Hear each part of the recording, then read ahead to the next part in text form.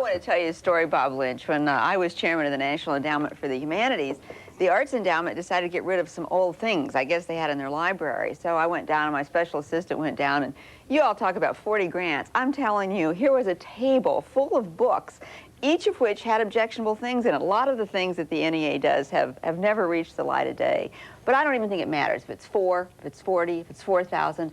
Do you really understand why people get furious when the NEA did, as it did recently, funded a publisher that published a book full of things, incest was in there, child sex? I mean, do you understand why it makes people apoplectic?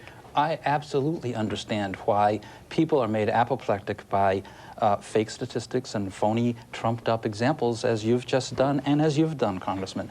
The examples, the examples that continually get used here are examples of things that either never were funded by the National Endowment for the Arts or are a decade old. Well, as in your example. Let's talk about the publisher. And, you know, you didn't fund the publisher. It's a big disservice to the American people out there what you're doing when you continue to use these kinds of things. Did you not the fund the publisher that you're well, first of all, I'm not at the NEA. I understand. I'm a citizen here as well. The NEA did not fund the publisher. And the publisher, I have the entire 1,880 grants that the NEA. I'd like you to find the pornography and the blasphemy and show it to me. Did the NEA fund the publisher? And I don't believe they did. Did the NEA fund the publisher? Yes, the NEA funded the publisher. I don't think we have time to look through this right now, but if you did look through this You never have the time to look through it, Congressman. Well, can I take this with me? I would love you and send it back to me and show me the pornography that you're talking about. Is Women Making Movies in here? Women Making Movies is a grant that was made to an organization that funded one movie that there is some difficulty about. I don't know if you've seen the movie. Well, have you seen that one? Yeah, and let me tell you. No, have you seen it? Yes, I have, and not the whole movie. You've seen the whole movie? But let me tell you, this is the catch-22 conservatives find themselves in. First of all, they say, how could you be critical of this pornography unless you watch it?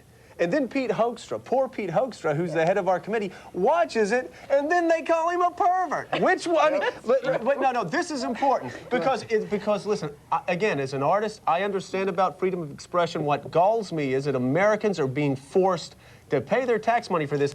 Like, for instance, Women Making Movies, and you tell me whether this is true or false. 10 Cents Dance.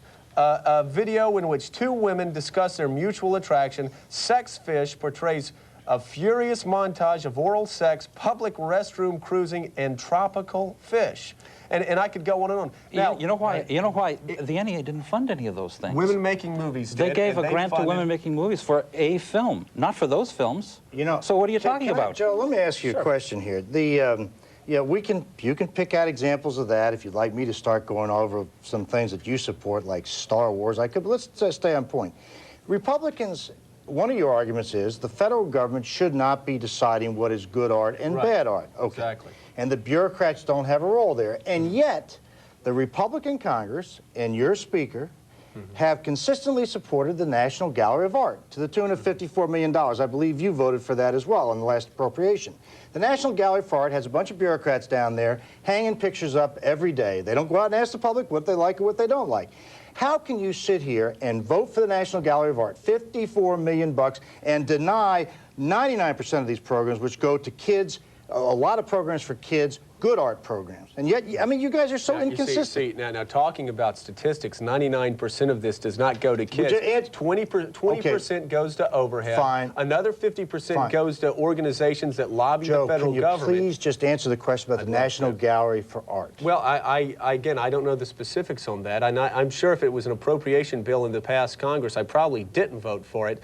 But again, we have to use common sense. If it's an organization, if the National Gallery of Art is an organization where the money stays up here, where 20% doesn't go to overhead, where 50% doesn't go to liberal organizations that come back and lobby the federal government for more money, then I think we should look at it one at a time. I mean, I've got no problem with the federal government making some choices on how to keep museums in Washington, D.C. going. And in fact, I have no problem with us looking at something that Congressman Ehlers was talking about, where we actually send block grants back to the states. I didn't like some of the details this time, but if we send the money directly to schools, instead of having 20% stay up here with Jane Alexander and the NEA and the bureaucracy up here, then I think we can have a discussion. If this is truly about art, okay, that's fine. But it's not about art. It's about a bureaucracy that's gone haywire that keeps most of the money in Washington, D.C. Okay, I want Go ahead. to ask Bob Yeah, a question. well, Well, go ahead. Bob, let me just ask you a question. Okay. You know, I was at the National Endowment for the Humanities, so Yeah. I really have had close experience with the NEA. And this is just a funny story.